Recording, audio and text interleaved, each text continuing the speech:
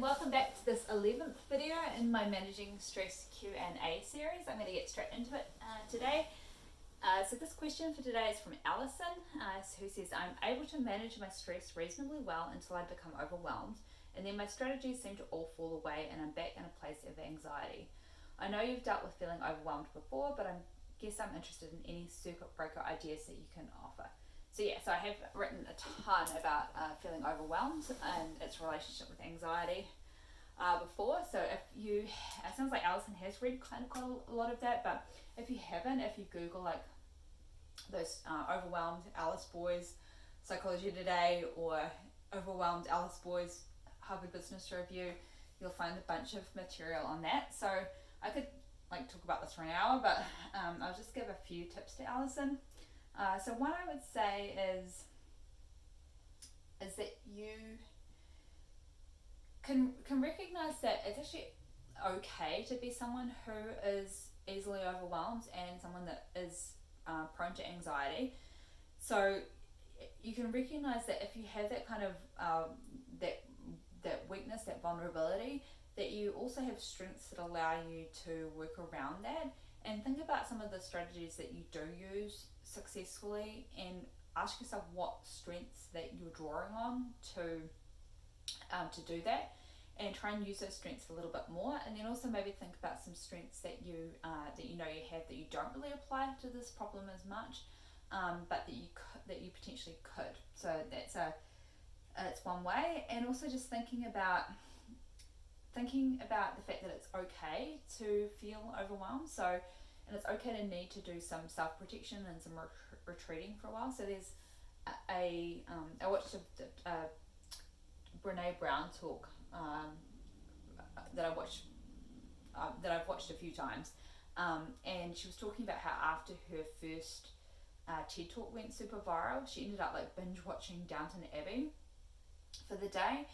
And it's okay if you are needing to do that retreating and self-protectiveness, because on the other hand you're also kind of putting yourself out there and attempting to grow and attempting to be curious and attempting to do hard things and all of that. There's a natural kind of yin and yang to that. You just don't want to be someone that is keeping their life really small and only being self-protective and only doing really passive activities and isn't curious about anything and isn't challenging themselves, isn't growing in any way, right? That if you're doing a bit of both, that you are going to have more of that need to retreat and be self-protective. And so that kind of way of looking at it can help you be a bit less critical. In terms of practical things, so I always try and do a few steps of the thing that is making me feel overwhelmed. So just any little steps that you can do toward that, especially any that you sort of writing off as not really work. So for example, I'm doing a keynote in a couple of months, so I have to write it and then rehearse it.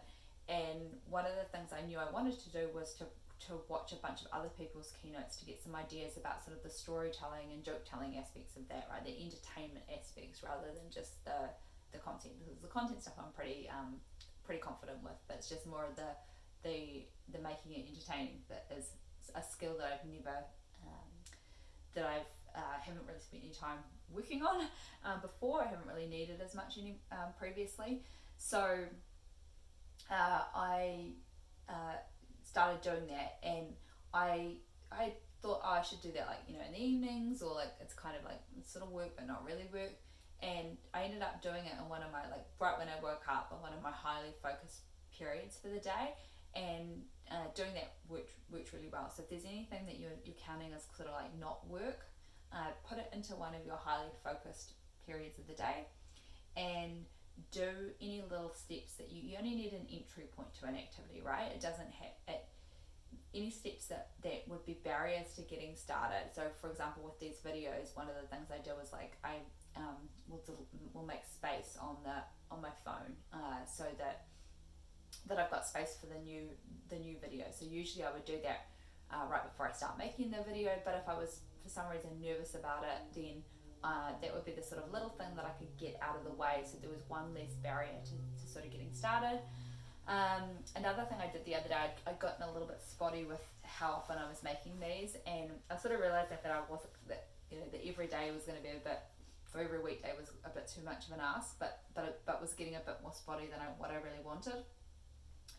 So what I did is, previously I'd been through and I'd done a spreadsheet with about half of the questions, and taken them off my emails and put them on the spreadsheet, and I went through and finished that off, and just that little bit of organisation felt really good.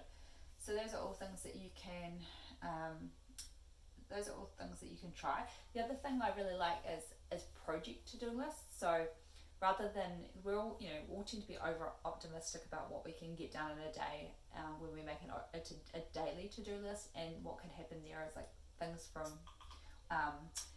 from one day can end up kind of just rolling over to the next day, to the next day, to the next day. And so if you make a project to-do list, you'll often find there'll be like you think of sort of 5 or 10 minute jobs that you've maybe been overlooking, or that you'll think about and then forget about, where you can make those your entry points into just getting a little bit more done on a particular project, even if it's not like what maybe you'd like to ideally get a couple of hours done on it, but what you can realistically do is just 5 or 10 minutes here and there, and that will help. That will all keep the momentum going and stop some of that sense of avoidance and overwhelm and anxiety growing.